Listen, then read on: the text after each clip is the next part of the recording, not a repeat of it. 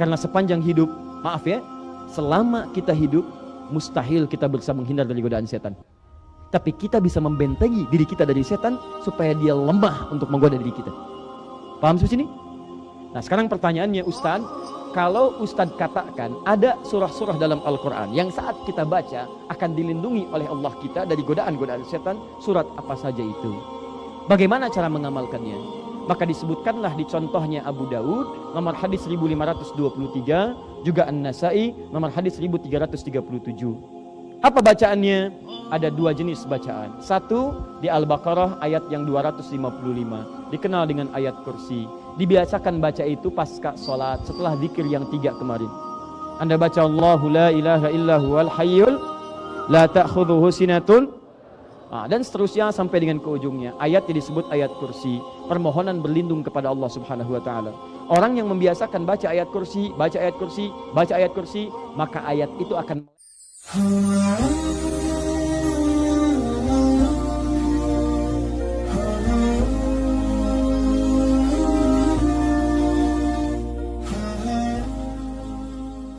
Jadi kalau orang-orang selalu meninggalkan sholat, jauh kemudian dari zikir kepada Allah, maka apa yang terjadi? Mudah dikerjai oleh setan, maka muncullah keburukan dalam dirinya. Bentuknya bisa dua, bisa fahsya, pornografi, porno aksi, LGBT, kata-kata jorok, hal-hal yang buruk, itu disebut dengan fahsya. Bisa mungkar, hoax itu mungkar, dusta itu mungkar, berselisih itu mungkar, merampok mungkar, membunuh apalagi mungkar.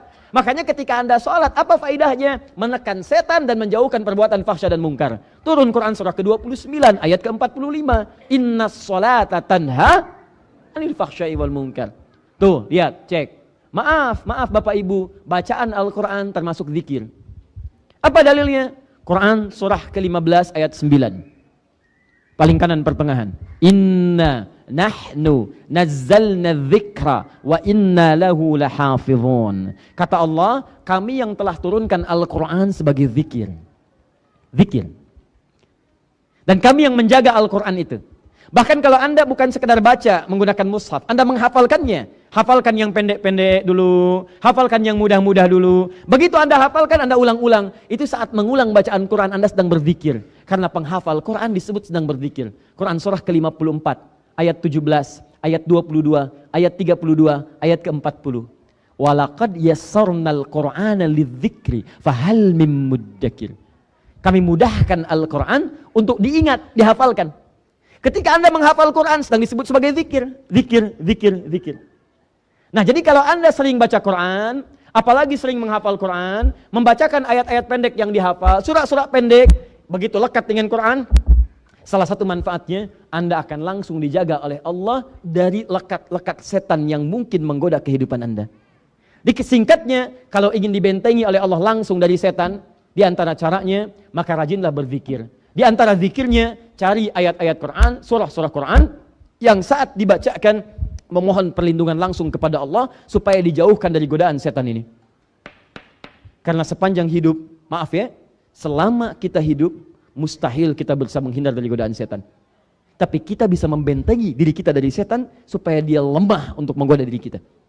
Paham sampai sini? Nah sekarang pertanyaannya Ustaz, kalau Ustaz katakan ada surah-surah dalam Al-Quran yang saat kita baca akan dilindungi oleh Allah kita dari godaan-godaan setan, surat apa saja itu? Bagaimana cara mengamalkannya?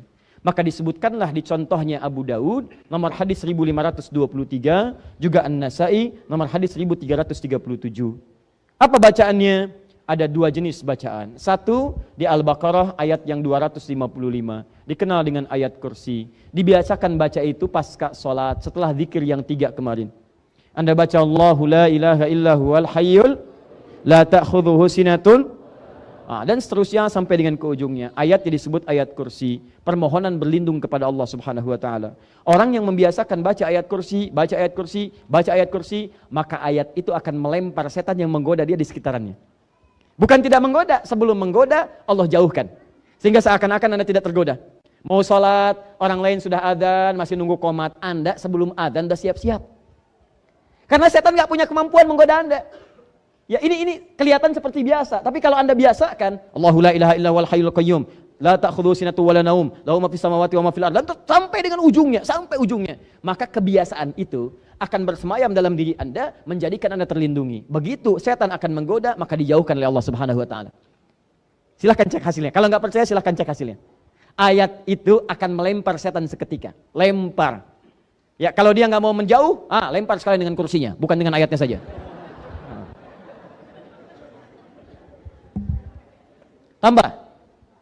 Tambahkan, awas, hati-hati. Fokus. Masih ingat cara kerja setan tadi? Pertama menggoda secara langsung. Melalui bisikan. Disebut dengan waswas. Baik, yang membisikkan langsung namanya apa tadi? Setan dari kalangan? Jin. Ustadz, apa saja jenisnya? Supaya saya bisa mengenalinya. Mau kenalan dengan setan? Tidak, nggak usah. Tapi kita kenali untuk kita hindari, bukan kita dekati. Setan yang ada kerjaan.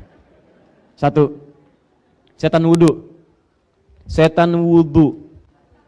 Setan wudu. Bukan setan yang berwudu. Setan ini menggoda, memberikan waswas pada orang yang wudu. Rajin amat setan wudu, si amat aja nggak rajin. Bukan. Setan ini menggoda orang wudu. Namanya walhan. Walhan. Nanti dilihat ya, yang mirip-mirip segera ganti.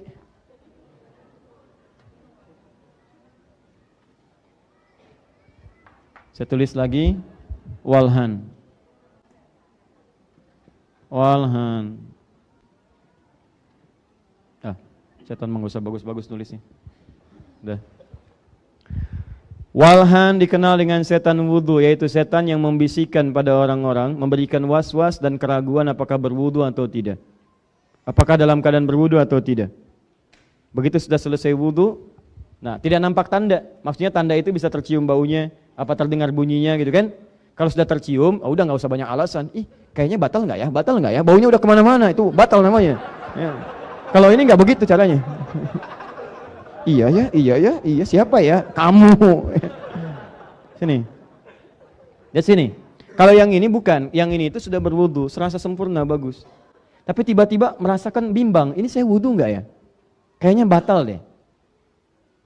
Kayaknya wudu deh, kayaknya batal deh. Nah, kalau Anda dalam posisi yang demikian, maka cara cepat kemudian untuk bisa menutup itu semua, ambil kaidah al-yaqinu la yuzalu bisyakkin. Ambil yang paling yakin. Yang paling yakin itu yang dipraktekkan. Begitu Anda yakin dengan itu, sudah abaikan dengan ini. Kalau Anda tangkap terus, dia akan terus hingga pada diri Anda. Dibuat Anda sampai kapanpun ragu dengan sholat yang telah Anda kerjakan. Paham? Baik. Wudu, sholatnya dibikin ragu. Kalau sudah wudunya ragu, sholatnya akan berantakan. Maka begitu Anda ragu, ambil yang paling yakin. Saya yakin punya wudu. Saya yakin punya wudu. Atau saya yakin wudu saya batal, segera wudu lagi. Begitu sudah yakin, kerjakan amalannya, maka amalan Anda akan dituliskan sesuai dengan keyakinan Anda di situ. Paham? Baik, ini walhan. Kedua, khinzib atau khamzab. Khinzib atau khanzab. Setan yang menggoda orang sholat. Menggoda orang sholat. Itu tugas pertama. Tugas keduanya, setan ini memecah belah pengurus masjid. DKM masjid. Hati-hati jadi DKM ya. Peluang ke surganya juga banyak, tapi peluang digoda setannya tidak mudah. Baik, tahan. Satu, setan khinzib ini menggoda orang sholat. Bagaimana caranya? Kata Nabi di Abu Daud, perhatikan caranya. Kalau Anda sudah bertakbir, angkat tangan, bisa dengan dua cara, sejajar dengan bahu menurut Al-Bukhari, atau sejajar dengan daun telinga menurut An-Nasai. Nah, kalau belum mengangkat, itu biasa perasaan Anda akan tenang, fokus. Tapi kalau Anda sudah mengangkat dan mengatakan Allahu Akbar, saat itulah kata Nabi, setan ini mulai beraksi. Fayaqulu, dia akan membisikkan pada benak Anda, udhkur kadza, ingat ini, ingat itu. Maka mulailah Anda mengingat bahkan apa yang tidak ingin Anda ingat. Silahkan kalau tidak percaya nanti sholat zuhur, Anda takbir. Sebelum sholat, Anda biasa, saya mau fokus, saya mau khusyuk, tapi Anda tidak bisa menghindari yang ini. Begitu Anda bertakbir, Allahu Akbar, awalnya bagus. Ayo khusyuk. Terus dibelokin, seperti yang Ustaz tadi sampaikan. Ingat ya, saat kamu sholat ada yang membisikkan, membuat kamu lupa. Itu setan. Habis itu datang dia, miss call, WhatsApp belum dijawab, status belum diupdate, ya ini ketinggalan, itu belum dicatat, ini macam-macam. Itu setan. Sampai ujung hadisnya dibaca, sampai ujungnya. Hatta la yash'ural musalli kam raka'atan yusalli. Sampai orang sholat akan ada yang tidak sadar berapa rakaat sedang menunaikan sholatnya. Ada yang begitu? Ada. Ada. Saya punya keyakinan setiap orang sholat pasti punya pengalaman yang seperti ini. Mulai bertakbir muncul ingatan. Tuh, kan saut-sautan. Iya, ngobrol macam-macam. Iya, saya dulu begitu, Jeng. Iya, saya juga. Nah, belum selesai pertanyaannya, bagaimana cara mengatasinya? Ini poinnya. Ya. Ada dua caranya. Satu, menyiapkan kekhusyuan sebelum sholat. Menyiapkan kekhusyuan, sifat khusyuk sebelum sholat dilakukan.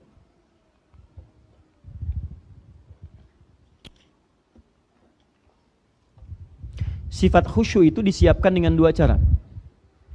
Pertama, ada di Al-Baqarah ayat 45 sampai 46. Al-Baqarah 45 sampai 46.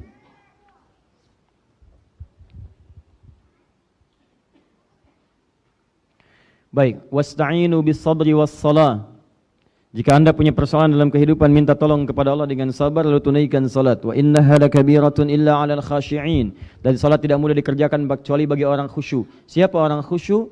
Ayat 46-nya, alladzina yadhunnuna annahum mulaqu rabbihim wa annahum ilaihi raji'un. Itu orang-orang yang menyiapkan dirinya merasa akan berjumpa dengan Allah walaupun dia tak mampu melihatnya. Dia menyiapkan penampilan yang terbaik.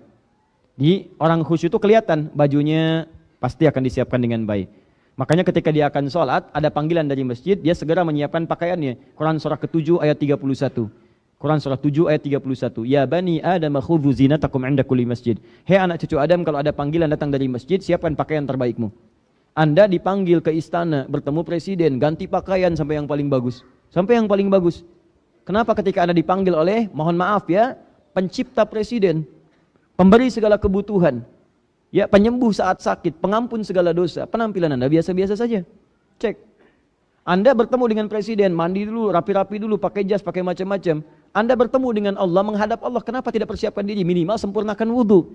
Makanya orang khusyuk kelihatan wudunya sempurna. Turun Quran surah ke-5 ayat ke-6, paling kiri sebelah atas.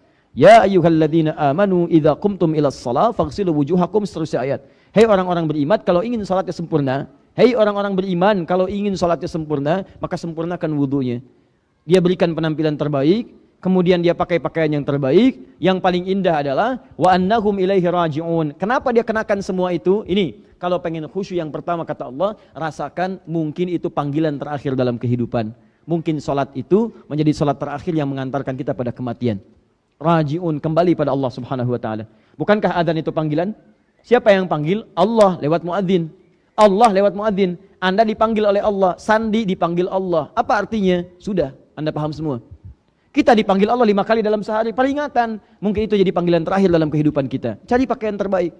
Makanya orang-orang yang berharap berjumpa dengan Allah dalam kebaikan, merasa akan wafat saat mungkin dalam keadaan salatnya, minimal terdorong kehusyuannya.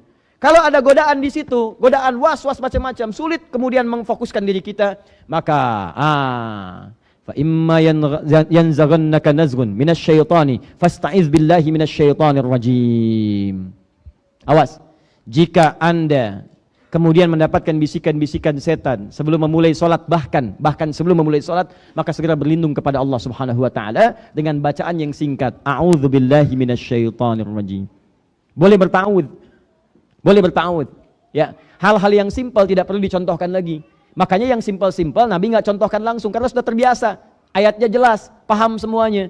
Anda boleh kalau ada bisikan yang kuat berlindung kepada Allah. A'udzubillahi samil alim minasyaitonir rajim. Paham? Itu cara yang pertama. Cara kedua tersebut di Quran surah ke-29 ayat 45. Antum pertengahannya hafal, cuman awalnya tidak dihafalkan. Yang pertengahannya bunyinya begini. Saya baru baca sepotong, antum pasti bisa teruskan. Innas salata tanha. Tuh. Anil fahsya'i wal munkar. Sekarang sebutkan awalnya. Nah, itu masalahnya. Lihat sini. Awal ayatnya berbunyi, utsnu ma uhiya ilaika minal kitab wa aqimis shalah. Innas salata tanha 'anil fahsya'i wal munkar. Cara menerjemahkannya, baca dengan ilmu lughahnya, ilmu bahasanya. Utslu ma uhya ilaika minal kitab. Sebelum Anda tunaikan salat, baca dulu, pahami dulu, pelajari dulu ketentuan-ketentuan salat yang tertuang dalam Alkitab. Al-Qur'an dijelaskan oleh Nabi. Jadi kalau sebelum salat, kalau ingin khusyuk, pahami dulu bacaannya. Pahami dulu gerakannya, karena utslu itu artinya bukan sekedar baca. Di mushaf diterjemahkan bacalah.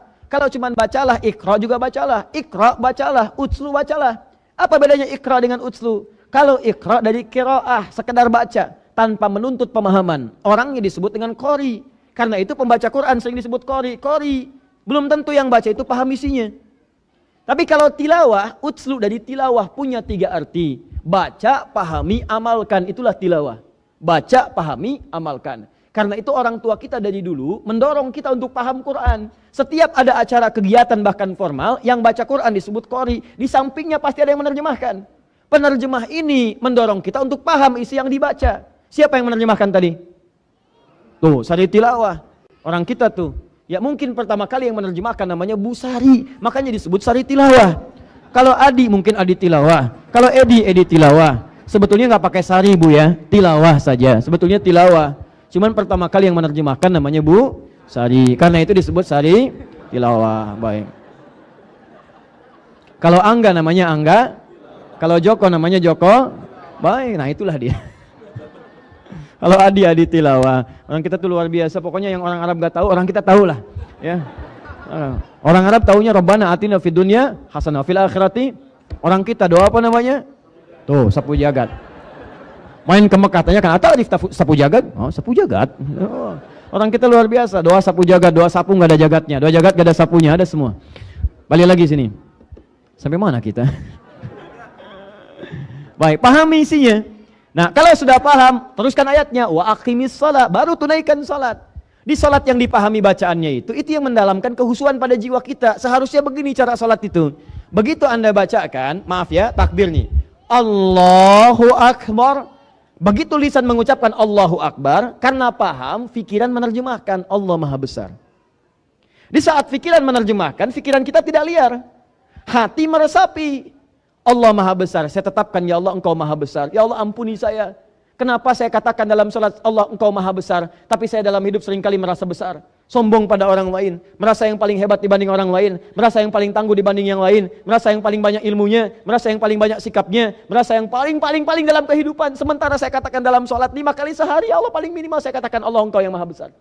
Ampuni saya ya Allah. Ampuni saya ya Allah. Allahumma ba'id baini wa baina khataayaya kama ba'adta bainal masyriqi wal maghrib. Ya Allah, kalau itu melahirkan dosa, maka mohon jauhkan saya dari dosa yang saya perbuat seperti Engkau jauhkan timur dengan barat.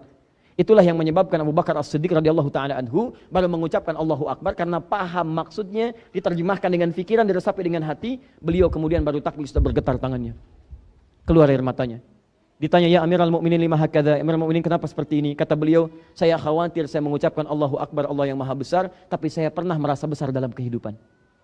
Tuh. Berapa kali Anda bersujud meresapi bacaan sujud? Berapa kali duduk di antara 2 sujud ketika Anda mengatakan Rabbighfirli, ya Allah ampuni aku. Ampuni artinya merasa ada dosa. Dosa apa yang Anda pikirkan pada saat itu? Pernah enggak merasakan dosa yang diperbuat? Barangkali sebelum sholat kata-kata kasar kepada istri tindakan tidak baik pada suami, ibunda Anda menangis karena kata-kata Anda, karena tindakan Anda. Kemudian Anda dengan senang hati menunaikan sholat seakan-akan punya dosa. Allahu Akbar. Pernahkah Anda ketika bersujud merasakan dosa mata Anda ditundukkan? Dosa lisan Anda, dosa tangan Anda? Berapa kali berbuat maksiat? Pernah nggak terbayang saat Anda diwafatkan pada saat itu membawa maksiat dan belum pernah Anda istighfari pada saat itu? Seharusnya begitu. Bingung saya. Kadang-kadang ada orang yang sholat membawa maksiat dalam dirinya. Handphonenya penuh dengan maksiat, gambar-gambar yang tidak baik, kata-kata yang tidak baik, dan dia bangga membawa itu dalam sakunya saat sholat. Dan pada saat itu bangga dengan mengatakan, ya Allah berikan saya rizki. Ya Allah rahmati saya. Ya Allah, ya Allah, ya Allah, Rabbighfirli warhamni wajburni, rahmati, berikan rizki. Bangga, membawa maksiat dalam sakunya, memohon kebaikan kepada Allah. Di mana bisa dikabulkan doa Anda? Berapa kali tanpa sadar kita melakukan yang demikian? Jadi ketika Anda ingin menaklukkan setan khinzib ini, berusahalah untuk memahami setiap yang Anda baca dalam sholat. Jadi begitu sujud, enak Bu. Begitu ruku, nyaman kita bacakan. Jujurlah pada diri Anda, sampai dengan sekarang, berapa kali kita sholat ribuan kali ruku dan sujud tanpa paham apa yang kita baca. Mau sampai kapan seperti itu? Maka bikin target ke depan. Sepekan ke depan saya belajar. Berdiri dulu saya paham. Takbir, iftitah, al-fatihah saya pahami selama sepekan. Pekan berikutnya saya pahami ruku sampai i'tidal. Pekan berikutnya saya pahami sujud. Demi Allah saya katakan, ketika Anda memahami seluruhnya, maka akan terjadi perubahan dalam salat Anda.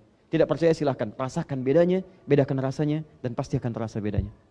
Lakukan itu, ada perubahan. Yakin, catat, maksimalkan dalam kehidupan. Paham? Nah, jadi visi hidup kita mesti berubah. Jadi kalau Anda nggak kenal dengan setan yang seperti ini, kita tidak berusaha berubah, dimanfaatin sampai selama hidup kita, sampai berakhir kehidupan. Terus ada perasaan begitu akan datang dan akan datang. Ya, dan tidak menutup kebaikan-kebaikan yang pernah kita lakukan sebelumnya. Nah, khinzib yang kedua itu tugas dia memecah belah kehidupan di masjid lewat DKM. Ya, jamaahnya gampang, kalau jamaah digoda, yang lain datang. Kalau DKM-nya digoda itu yang berbahaya. Makanya kalau masjid belum dibangun, godaannya ringan, semua pengen terlibat. Tapi setelah dibangun, mulai muncul keributan. Ini pengen begini, itu pengen begitu, itu khanzab. Makanya kalau masjid sudah dibangun, yang pertama dilakukan bukan bikin program, belajar fikih masjid. Fikih masjid dipelajari. Pahami dulu masjid itu punya siapa. Nah, lihat-lihat redaksi masjid di dalam Al-Quran. Masjid itu ketika disebutkan selalu dilekatkan dengan pemiliknya. Kalau belum jadi, sifatnya terpisah. Man bana masjidan fil ardi banallahu lahu baitan fil jannah. Siapa yang berkontribusi bangun masjid di bumi, akan diberikan oleh Allah bangunan di surga. Dibangunkan langsung.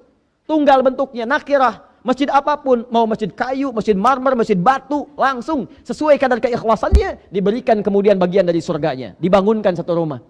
Ya silahkan. Motivasi Anda bisa dengan apa saja. Yang ada uang, ayo mungkin uang itu titipan. Mudah bagi Allah menitipkan di tangan orang lain. Kenapa diberikan pada Anda titipan untuk mendapatkan surga Anda? Itu yang disebutkan di Quran surah ke-28 ayat 77. Ya, yang uang tidak ada dengan tenaga. Tenaga tidak ada dengan ilmu, nyumbang, ide. Ini begini gambarnya, arsitekturnya. Tidak ada ilmunya, usulan. Allahu Akbar dengan doa. Doa tidak ada, berikan senyuman yang paling manis memotivasi orang untuk bekerja. Paham? Hadirkan. Tapi hati-hati, setelah masjidnya jadi, dijamakkan bentuknya dalam Al-Quran, dilekatkan nama pemiliknya. Turun Quran surah kedua Al-Baqarah ayat 114. Turun Quran surah 9 ayat ke-18. Begitu disebutkan masjid, berubah jadi masajid. Dan pemiliknya disebutkan Allah. Wa man azlamu mimman mana'a masajidallah. Innama ya'muru masajidallah. Seakan-akan Allah mengatakan, kalau sudah jadi, semua masjid itu, mau yang kecil, yang besar, yang sederhana, yang mewah, yang marmer, yang keramik, yang batu, yang kayu, semua milik Allah. Rumah Pak Agung, rumah punya siapa? Agung. Masjid Allah punya siapa? Jadi semua mesti sadar, semua punya peran tapi bukan pemiliknya. Kalau sudah jadi, maka masjid itu bukan milik donatur, bukan milik arsiteknya, bukan milik yang paling banyak, bukan milik yang macam-macam, bukan milik ustadznya, bukan milik golongannya, punya Allah. Rumah Anda punya aturan, rumah Allah punya aturan. Silahkan cek, masuk rumah Anda, ucapkan salam. Kenapa ucapkan salam? Karena di rumah ada setan berikutnya, namanya Dasim, setan rumah. Nih, setan rumah Dasim, perempuannya Dasimah. Kan pakai ta ujungnya. Muslim perempuannya, Muslimah. Mukmin perempuannya, Soim perempuannya. Tuh, masuk rumah Anda, ucapkan salam. Nih ya, mulai pulang dari sini, mau ada orang, nggak ada orang, ucapkan. Begitu buka pintu rumah, ucapkan Assalamualaikum. Jangan cuma di rumah Bu ya, di kamar-kamar, di gudang, macam-macam yang kosong, ucapkan. Masuk kamar, ucapkan Assalamualaikum. Gak apa-apa, jangan pikirkan, kok gak ada jawaban, emang gak ada jawab. Ya, udah. Ucapkan ya Assalamualaikum. Ya. Begitu Anda ucapkan Assalamualaikum, di hadisnya disebutkan, faqala syaitanu, berkata setan, bima makna, dia berkata pada kawannya, kita tidak punya tempat menetap di sini. Tidak punya tempat menetap di sini. Tapi kalau Anda tidak bacakan itu, dia berkata pada kawannya, kita punya tempat menetap di sini. Itu yang menyebabkan malam-malam suka gelisah, bangun tidur susah, mau tahajud takut.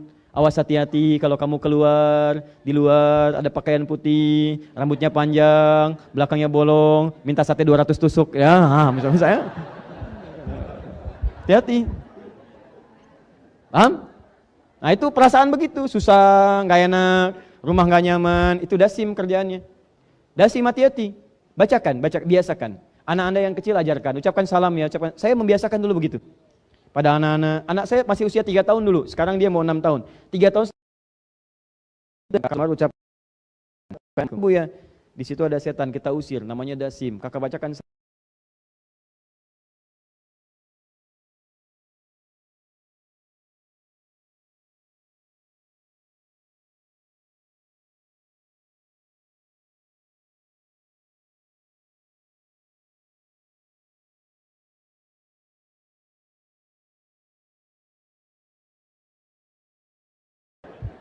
Assalamualaikum Dasim. Maka anak-anak tuh luar biasa Pak ya. Kita lelah, kita lihat gairah kembali, ada kelucuan, kita nyaman. Apalagi ketika kita pulang dia sedang menghafal Quran. Itu yang paling indah. Kadang tak terasa air mata mengalir. Cobalah kalau tidak percaya, antum kerja keras, ya bekerja di perusahaan, ibu macam-macam. Silahkan rasakan kenikmatannya. Begitu anak Anda usia 3 tahun, 4 tahun, atau 5 tahun, atau bahkan mungkin yang 8 tahun, 9 tahun, ketika suatu saat Anda pulang dari pekerjaan, Anda melihat anak Anda membacakan Al-Quran itu dengan hafalannya. Amma yatasa'alun 'anil nabail azim. Anda akan terpaku sejenak dan merasakan kebahagiaan luar biasa. Begitu selesai dia katakan dengan doa-doa yang Anda pahami. Ya Allah, jadikan Quran ini sebagai rahmat bagi saya, sebagai rahmat bagi orang tua saya. Ya Allah, berikan saya kesempatan mendapatkan mahkota. Saya ingin pakaikan di kepala ayah saya, di kepala ibu saya. Ya Allah, jadikan ya Allah di rumah kami ada cahaya Al-Quran. Ya Allah, wafatkan kami ya Allah dekat dengan Al-Quran. Itu begitu dia bacakan, ada sesuatu yang mengalir di pipi Anda dan Anda akan sulit menghapusnya. Dan tidak bisa dinilai dengan apapun. Nah, rumah Allah itu beda aturannya, lain. Rumah Allah masuk lain. Rumah Anda silahkan masuk, ucapkan Assalamualaikum. Rumah Allah tidak. Begitu masuk kaki kanan. Doanya ada doanya. Begitu keluar kaki kiri, ada doanya. Saat Anda akan masuk tidak bisa langsung duduk. Anda sholat dulu 2 rakaat. Ada aturannya. Ada yang dibicarakan, ada yang nggak boleh dibincangkan. Kalau Anda ingin masalah bisnis jangan bahas di dalam, Anda keluar. Anda transaksi keluar. Kadang-kadang lupa pesan pulsa di luar, bayar di masjid, gak boleh. Gak boleh. Lupa kemarin saya belum bayar, ini gak boleh, Anda keluar dari masjid dulu. Gak boleh, karena masjid bukan urusan dunia, masjid urusan akhirat. Kalaupun membahas dunia hanya untuk perspektif akhirat.